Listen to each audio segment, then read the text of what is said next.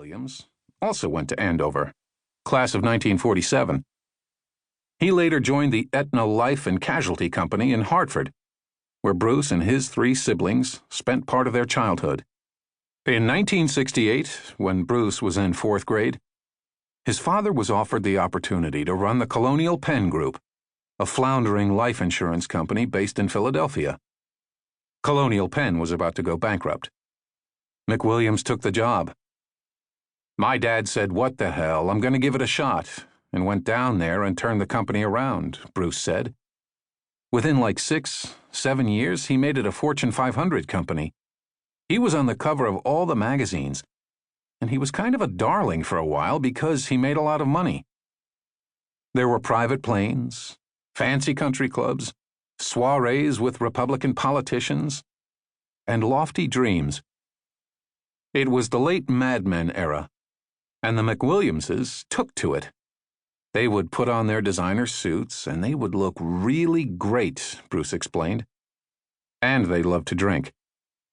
"Our parents were all getting bombed at lunch, and having martini lunches, and my dad was a CEO," he continued. "He was a successful guy, and he looked fantastic. My mom looked fantastic too. But they would go out to parties, and they would have cocktail hour, and they would drink a lot. It was the way they grew up, and they inherited it from their parents." As had generations of McWilliamses before him, Bruce said he inherited from his parents the notion of drinking as a glamorous activity. In the years before Bruce alighted at Andover, his father would encourage the family to have wine with dinner, just as he found his business acquaintances did with their families in Italy, where John McWilliams often traveled. He expressed that that was a way to grow up fast, and to learn how to drink responsibly, Bruce said. Andover was a family tradition. 2 of Bruce's 3 siblings attended the school. At Andover, Bruce and I were in Nathan Hale House together, and I remember him well.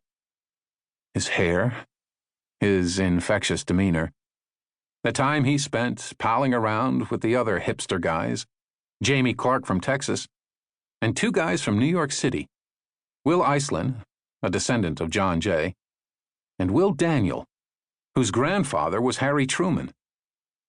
They were all my dorm mates, it's true, but we traveled in different circles. Nathan Hale West was part of Rabbit Pond Cluster, one of 6 clusters comprising various student dorms and historic homes, where students also lived, that made it easier for Andover to feel like it was a manageable size, even with its 1,200 students. Each cluster had a dean, responsible for administering discipline, among other duties. John Jack Richards II was the Rabbit Pond Cluster Dean. Richards, a history teacher, epitomized the waspy Andover administrator. We referred to him, mostly affectionately, as Jack Dick. Like so many of the Andover students at the time, Bruce smoked a lot of marijuana. There was a famous cartoon in the Potpourri, the student yearbook, about how one Andover student was explaining to another that there was no drug problem at Andover. "We can get anything we want."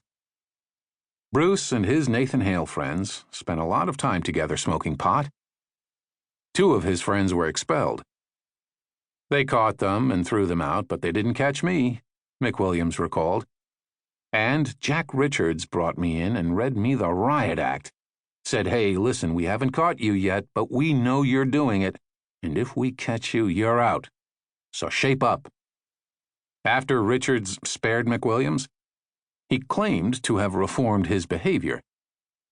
In his senior year at Andover, McWilliams served as the president of Rabbit Pond Cluster, defeating me in the election, and ended up working closely with Richards.